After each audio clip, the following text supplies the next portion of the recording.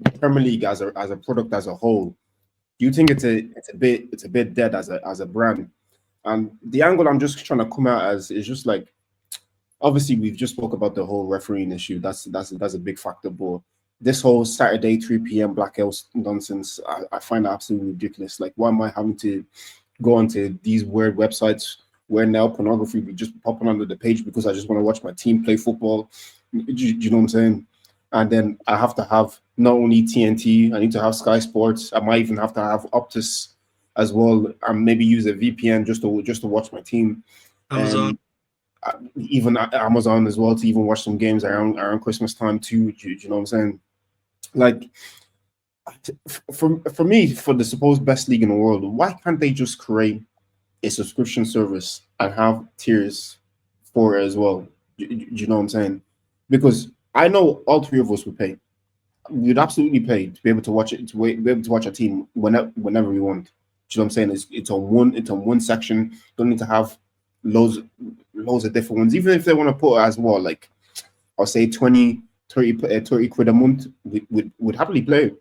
I'd pay. I'm not sure. I'm not too sure about you guys, but yeah, for me, as a whole product, yeah, it's just not being packaged pretty well. Like even down with the games, the players are like I was watching that Gary Neville podcast. He was saying that the players are kind of micromanaged to an inch of their lives. Like that Manchester derby that I watched on the weekend was absolutely dire. It was so boring, and I feel like every team now, even the championship teams that are coming up, they wanna play this expansive football playoff from the back. I'm like, bro, that works against Bury United in the Championship or League One. You can't rock up to Stamford Bridge and try to play off from the back. You're gonna get caught out. You know what I'm saying? But Prado, let me start off with you. What do you think about the Premier League as just as a whole, as a general right now? What how can you even improve it if you can improve it? Personally, I love it right now. Currently this season, but yeah, the last two seasons with the whole 3 p.m. blackout thing, yeah. Obviously, I understand their reason and like they want people to um go to the games of like lesser leagues and like stuff like that. But I'll be honest, I don't know anyone who's going to like Northampton away to fucking I don't even know um one other team. No one is going. No one is saying, "Oh, I can't watch my team this weekend. Let me go up to Huddersfield." No one is doing that. So I don't really think it's actually doing what they think it's doing. Like, Do you know? if Northampton is playing Huddersfield, whoever's planning to go to Huddersfield to go and watch Northampton play, they're going to do that regardless. Exactly. Do you know what I'm saying? So what does that have to do with me? But you know what I mean? And it's kind of frustrating because in America and Australia they have every single game, but the people who are in the country supporting the teams can't watch every single game. Like if you don't actually have a season ticket and you follow your team home and away, there is no guarantee you can see what happens every match. And it kind of messes stuff up because one day you'll be watching there'll be loads of games on this weekend. Let's say there's a golden boot race for example, and there's like two or three goals in it. And then like the next week, you won't see any of the games. All of a sudden, the other fella's ahead in the Golden Boot race. And you're just like, when did he score 4 goals? Like you don't even see what's going on, or like people are having like good performances, and it changes narratives. Someone's saying, "Oh, he's been having a stinker. He's been having a stinker." Then he drops a hat trick the next game, but you don't see. Nobody saw it because it wasn't on TV. So it's like that game just didn't happen. You get your points or whatever, but it kind of messes up with the narrative. Let people see the full picture of exactly what's going on so they can make decisions on how the season actually went. Because how can Liverpool play 38 games? I can only watch like 29 of them. It's like 9 games, man. How am I not watching 9 games? And if I want to even watch the 29 that's on TV, like you said, I need Sky, BT, I need Amazon. Like I don't want Amazon. How about that? I don't want Amazon. Now I have an Amazon subscription that I have to pay for a month because you can't just get it for the thing for that game. I have to get Sky. With Sky, you need to have like a Sky TV package first. Then you get Sky Sports as an add-on. It's like 40 quid. Then you need to now get BT Sports with the worst commentary. Rio Ferdinand, Michael Owen, all them. At least, yeah, if you're gonna make me pay astronomical money, give me CBS. Give me Carragher and K Abdul and all them man. Don't be giving me this absolute dross. So for me, as a product, yeah, they could package it way better. But Say I don't think if it's gonna they change. if let me just interject for a second. If they had like their own streaming service or whatever, say like a Netflix but Premier League equivalent, would you pay for it?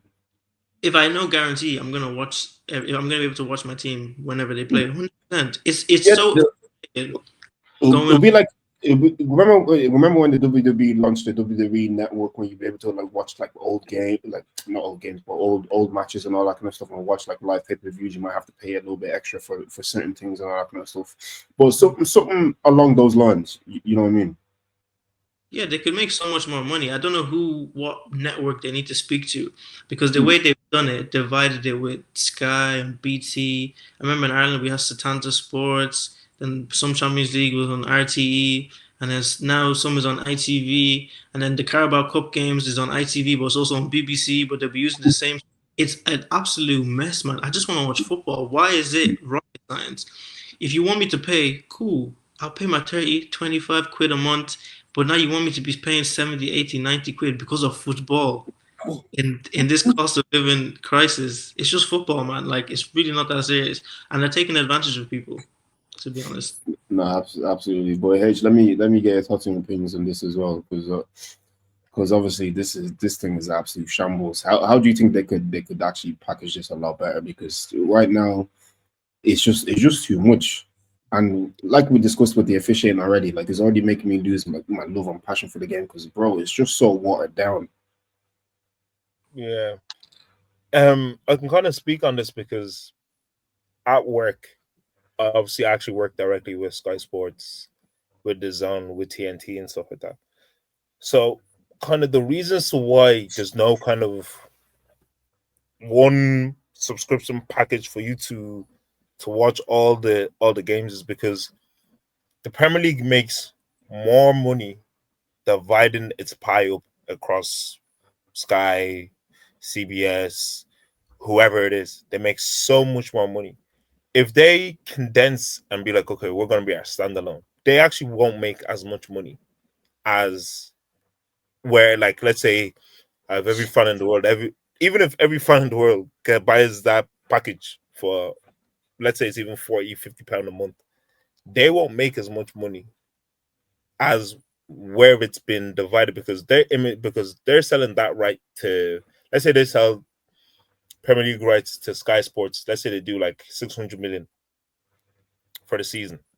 They sell to TNT a couple games, 300 million. They sell to CBS a couple games, 400 million. They're gonna rake in billions every single year. Compared to if they do a subscription service where it's like £50 a year, me, you, to everybody buy, bro. And the issue is that there's some people that just not gonna buy it. There's people that are still going to use the illegal streams to watch these games.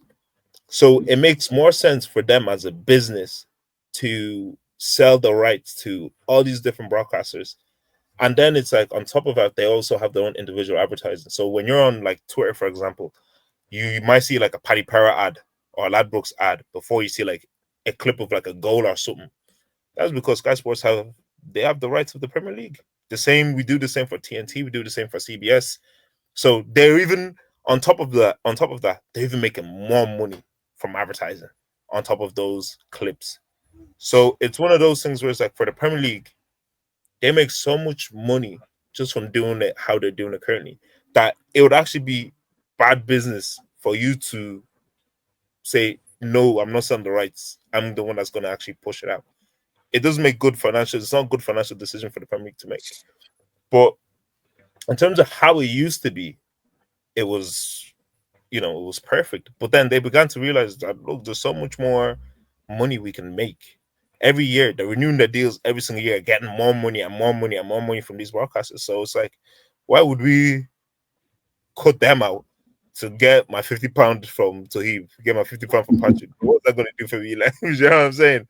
So so it's one of those. Can they package it a lot better? 100%. I think there's ways in which you can even incentive, like even if they want to make more money, they could say, oh, we're gonna charge you £5 a month to join PremierLeague.com. That £5 a month is gonna give you a discount if you subscribe to like TNT or BC Sports or you they can do something like that to like make it a bit more lucrative for them to get a bit more money. Mm. It's a bit more accessible for you guys. And I think I said that last time. I was just like, football needs to be so much more accessible. It's not as accessible as what it used to be. But it's just one of those where this one whole Premier League subscription package, it'll never happen. It'll never happen. Interesting. You made some good points because that is true because the checks that they be cutting with Sky themselves for is crazy. But I think they need to separate Sky and the PGMOL as well because I feel like them two Sky are the only broadcasters that I've noticed that never criticize the PGMOL. In fact, they almost protect them, overly protect them in ways they wheel out that ball fraud Dermot Gallagher every single week to spew some nonsense on why this was a red card or why this was a penalty and all this type of stuff. And it'll never go against them. They even have Mike Dean. Remember when he came out a couple of years ago saying that he didn't send was it Anthony Taylor to the monitor to reverse the decision because he's a mate and he didn't want to put him under more pressure. What do you mean because he's a mate? He got it wrong. Do you know what I'm saying? Like you objectively got it wrong. Yeah. People just kind of skimmed over that. They just kind of, do you know what I mean? They just kind of forgot about it. What do you mean? He's just a mate. Do you know what I'm saying? Like that genuinely doesn't make sense. Imagine there was a police guy out in the world. His friend murdered somebody. He said, "I won't report him because he's just a mate." Like it genuinely doesn't make any sense to me. But I see the reasons why they won't do it. It makes sense. But yeah, I just want football to be more accessible. I just want it to be a lot better. I just want to have love for the game we all once had. Because right now it's a shambles, boys. It's an absolute shambles.